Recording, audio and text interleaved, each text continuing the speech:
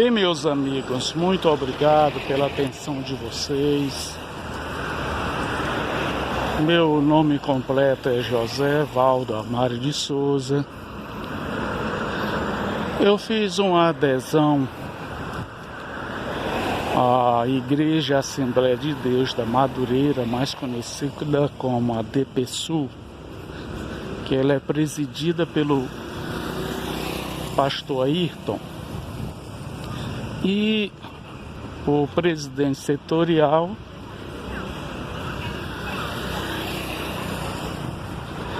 é o pastor Sena. Então eu fiz essa adesão, essa denominação da Assembleia de Deus, para que eu tivesse respaldo e pudesse falar alguma coisa para vocês e ao mesmo tempo ter, de certa forma, um reconhecimento. Então eu geralmente, quando eu vou para o centro, eu gosto de fazer uma pequena caminhada para meditar sobre as coisas de Deus. Ontem, segunda-feira, 30 de maio de 2022, ontem o pastor da igreja, o pastor Ayrton, falou sobre contribuições, né? Dízimos e ofertas. Contribuir com a obra de Deus. Gostei muito da sua mensagem, foi bom, teve uma grande relevância. Primeiro porque ele demonstra ser um homem humilde e, de certa forma, procura falar de acordo com o que está escrito na Bíblia. Então é uma boa qualidade.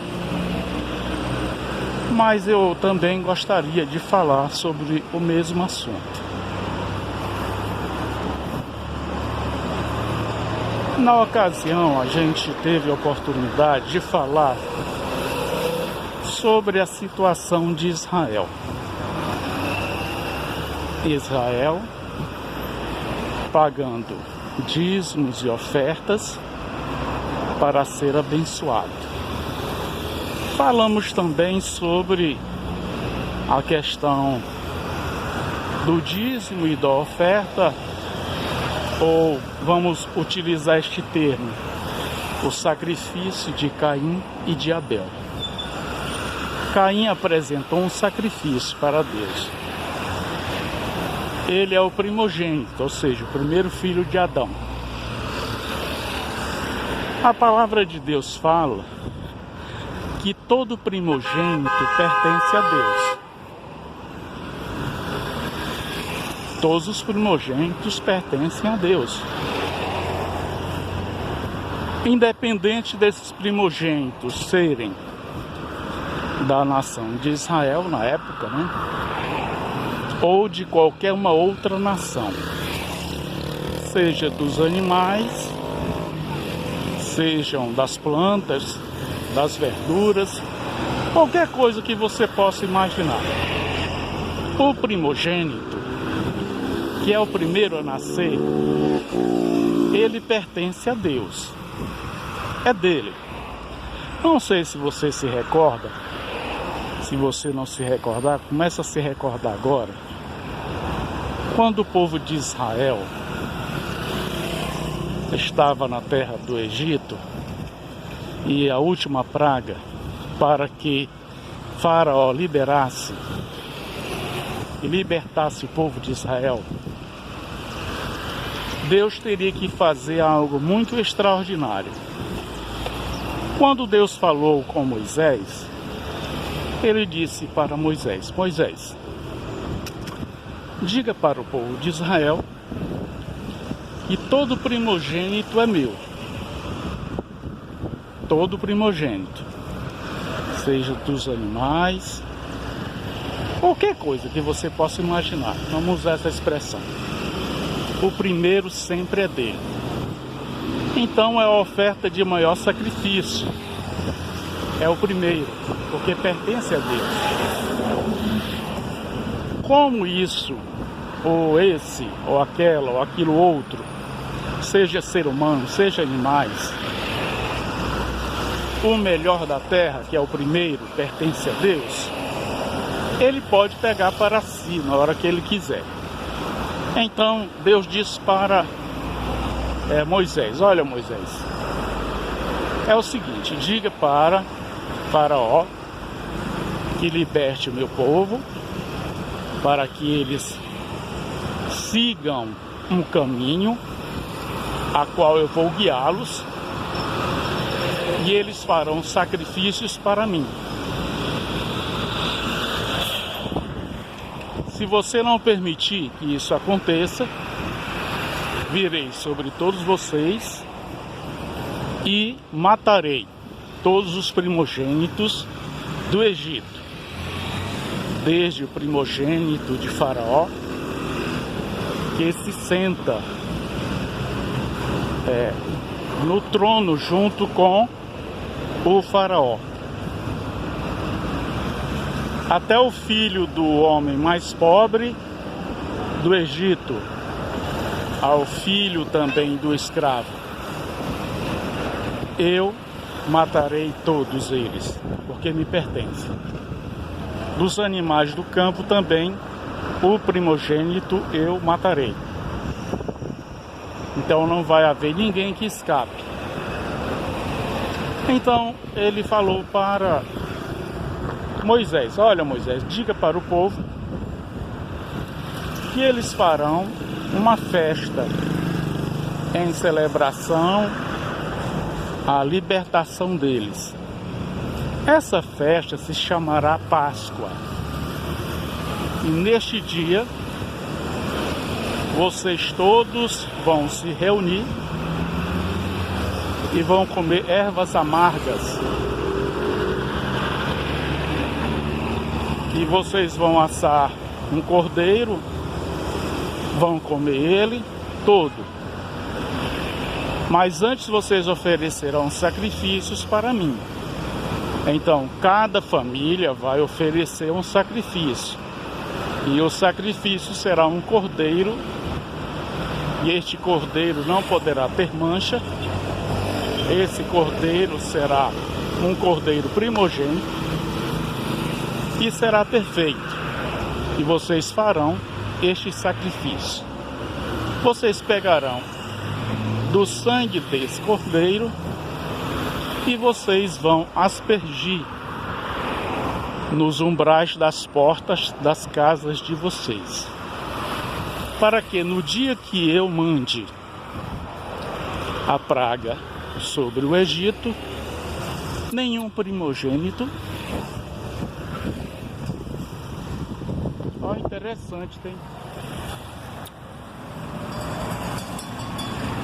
um sonho aqui, pessoal.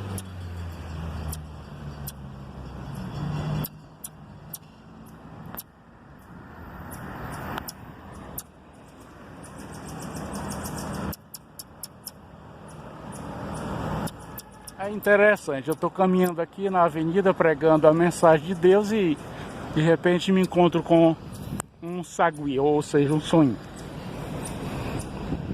Mas voltando novamente aqui ao assunto, né? Então ele falou que eles deveriam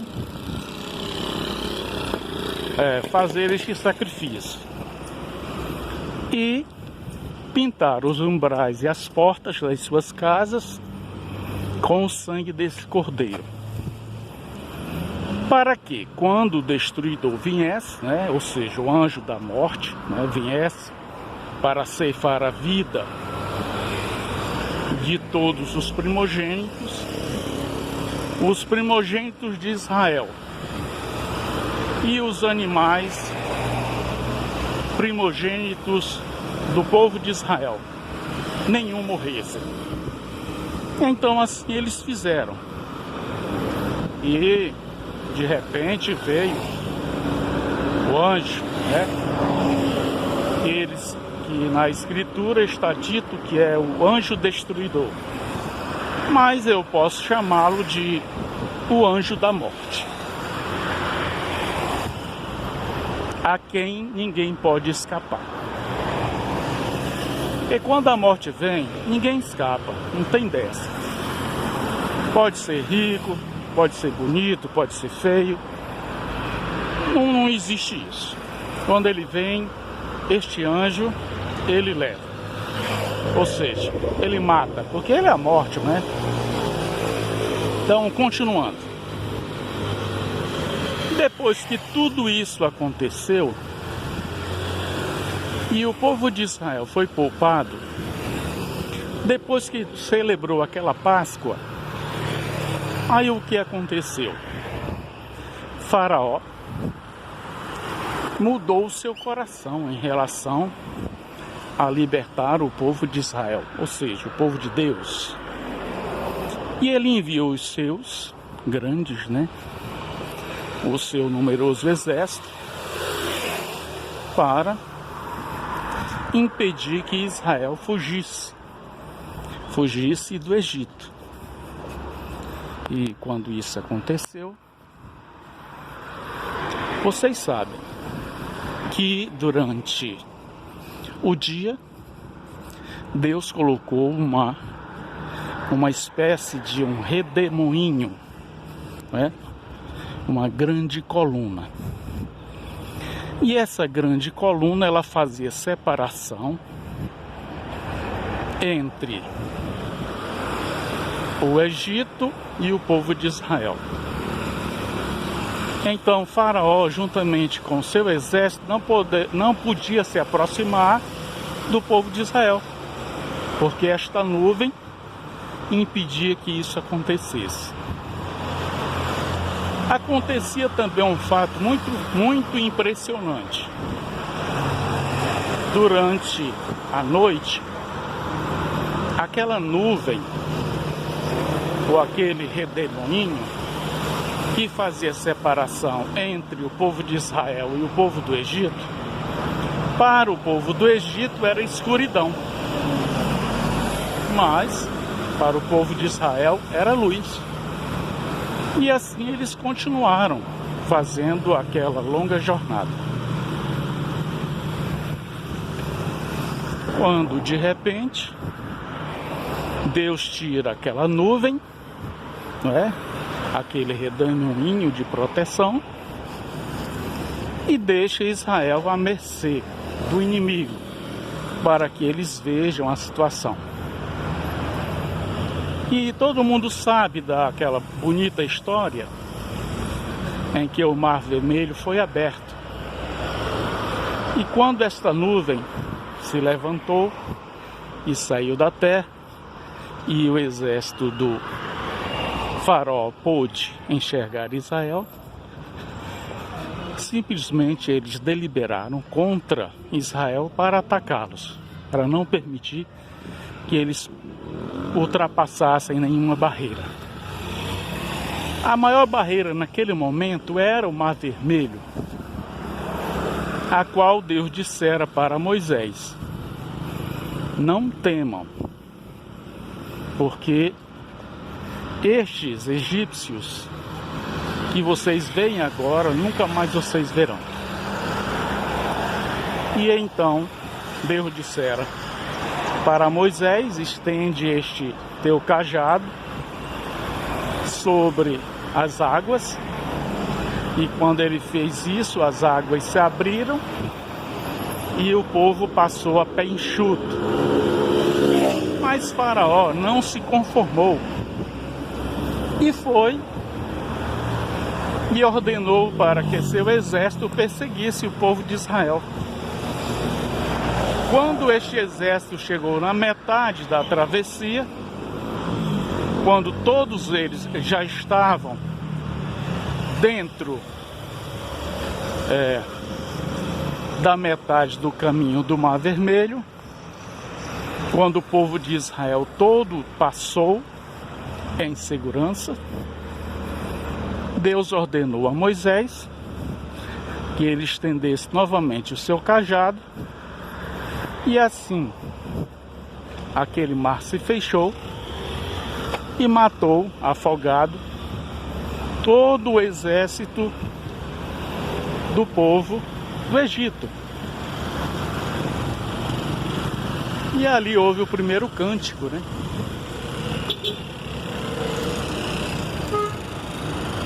Houve o primeiro cântico, onde Miriam cantou.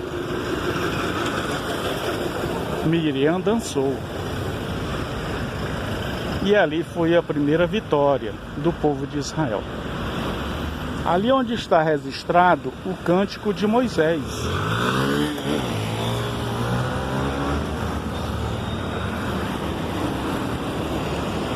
E no cântico de Moisés, Deus foi enaltecido e glorificado. Só que o problema não acabou. Por quê? Porque o povo de Israel ainda amava o Egito, ainda se apegava a tudo aquilo que o Egito poderia oferecer. Então, o líder Moisés, ele foi bater cabeça com aquela nação, uma nação que chegava a 1 milhão de pessoas, um só homem liderando tanta gente, um homem já velho. Porque é o seguinte, se você ler Êxodo, você vai descobrir que o ministério de Moisés não foi fácil. Quando ele pensava que era hora de fazer a vontade de Deus, ele matou o egípcio. Quando ele matou o egípcio, ele foi com 40 anos de idade para o deserto. No deserto ele cuidou do rebanho de seu futuro sogro Jetro e passou 40 anos apacentando ovelhas. Seu ministério definitivamente começou aos 80 anos de idade. Agora eu fico me perguntando e pergunto para você: um homem com 80 anos de idade, trabalhando como pastor de ovelhas, cuidando no deserto dessas ovelhas. Será que um homem desse, vamos falar francamente, para os nossos dias atuais, um homem de 80 anos, ele tem condição de assumir um ministério e começar a fazer um trabalho para Deus? Estatisticamente, hoje em dia não. Geralmente são homens mais novos, né? E tenham vigor, e sejam jovens. Mas não. Simplesmente Deus, num belo dia, me mostrou uma visão muito interessante, onde Moisés viu a sarça ardendo em um fogo estranho que ele nunca havia visto, e era a primeira presença de Deus aqui na terra para conversar com o homem. Quando ele se voltou para ver isso, o que aconteceu? Aquela voz veio e falou para ele: tira a sandália dos pés, porque o lugar que você está pisando, santo é. Então começou ali o ministério de Moisés. O negócio era tão sério com Moisés, que ele era um homem fiel. Se você ler o Salmo 91, aquele Salmo 91 está falando de Moisés, o homem a qual Deus escolhera. Que vê, preste atenção. Quando aquele salmo começa a falar da proteção divina de Deus, né? Ele começa a dizer assim: aquele que habita no esconderijo do Altíssimo, à sombra do Onipotente, descansará. Direi do Senhor, Ele é o meu refúgio e a minha fortaleza, o Deus a quem confio. Ele te livrará do laço do passarinheiro, da peste perniciosa. Nenhum mal te sucederá, nem praga nenhuma chegará à tua tenda. 1000 cairão ao teu lado, 10.000 à tua direita, porém tu não serás atingido. A sua verdade é escudo e broquel, proteção. Ele me invocará e eu lhe responderei. Estarei com ele na angústia e lhe darei muitos dias de descanso e retidão. É simples. Quem era ali o servo fiel? Fiel era Moisés. Olha só para você ter uma ideia. Diante de toda aquela nação inteira, só havia uma pessoa fiel. Meu Deus, misericórdia. Só um homem que preenchia os pré-requisitos da fidelidade divina. O restante não era fiel.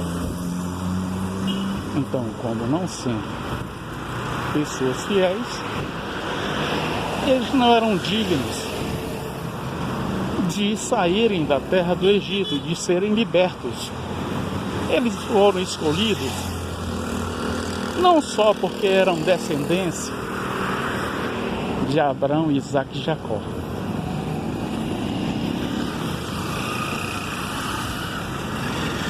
mas porque havia um homem na frente, e este homem que estava na frente era Moisés.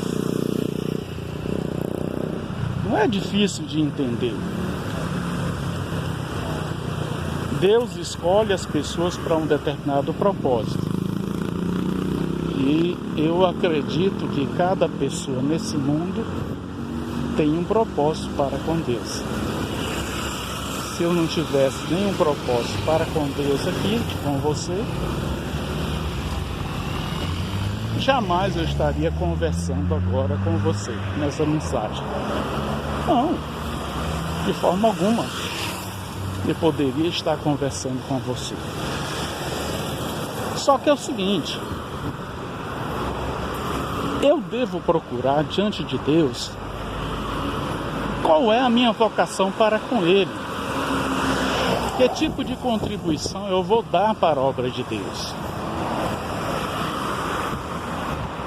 Nosso propósito aqui, como o reino de Deus, né? Que o reino de Deus é invisível, depois eu falo sobre esse assunto.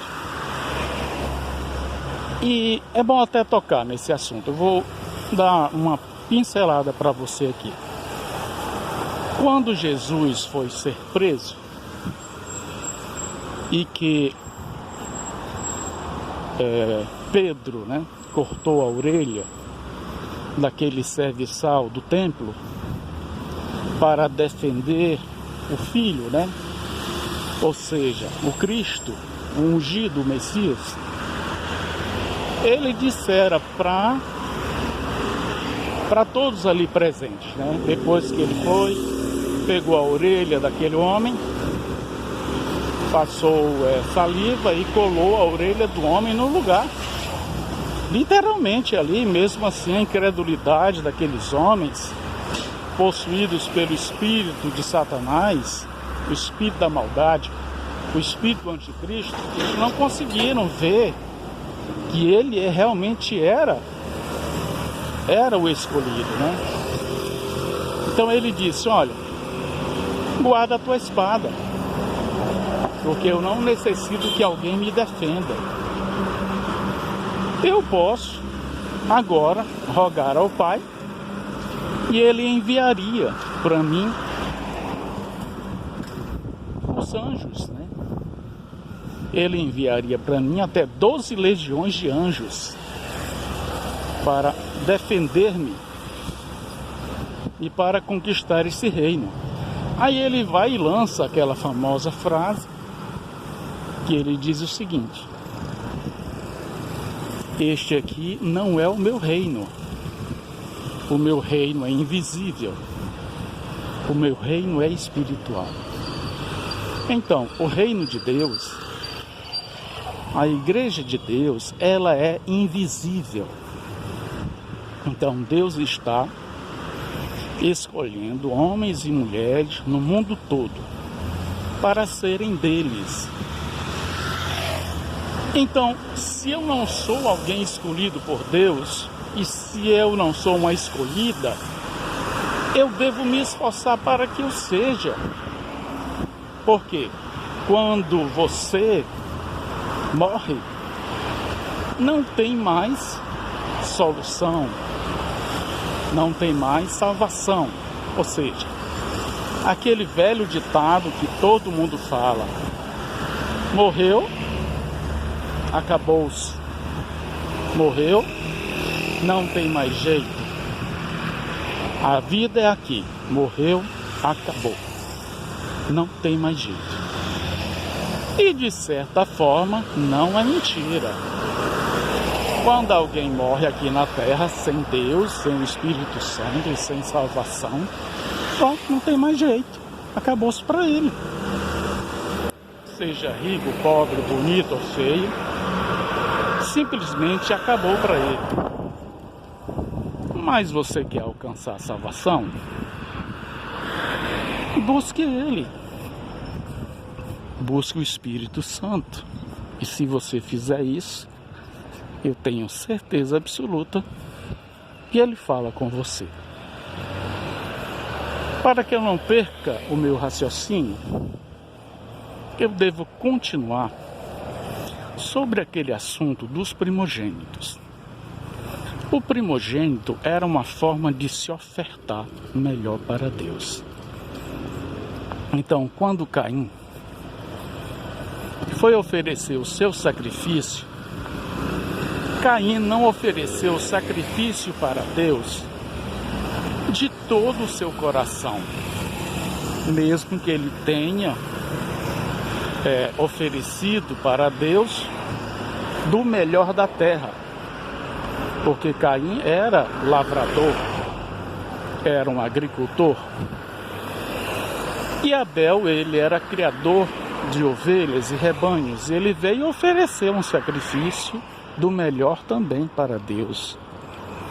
E Gênesis fala que Deus atentou para o sacrifício de Caim e se agradou do sacrifício de Caim.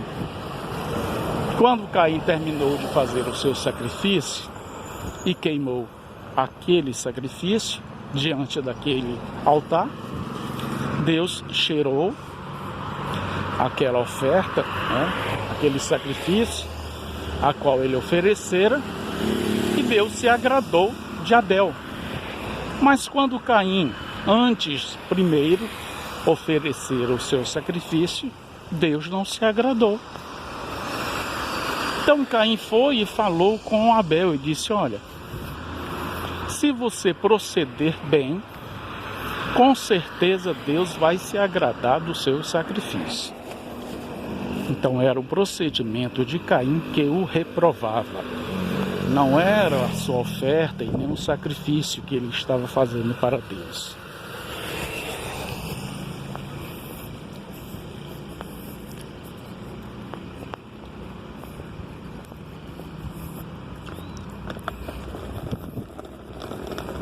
Aí voltando novamente ao primeiro assunto, falando sobre o sacrifício, ontem, durante o culto de doutrina, o pastor ventilou o assunto sobre sacrificar para Deus.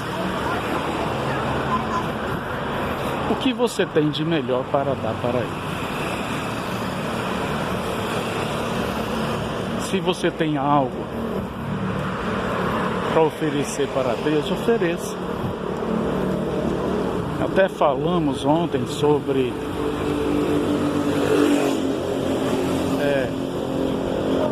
aquela célebre mensagem e aquela frase que Jesus falou: dá de Deus o que é de Deus, não é?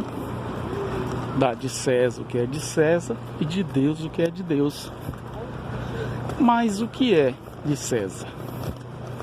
De César, na época do Império, era tudo. Tudo. O Império Romano, ele era dono de tudo. O domínio do Império era tão grande que ele era dono da vida de todos aqueles homens que viviam ali em Israel. Eles eram donos de todos eles. A qualquer momento eles poderiam decidir, se fosse o caso, até matar todos eles. E eles poderiam fazer isso. Olha só. Então o que o Império exigia para que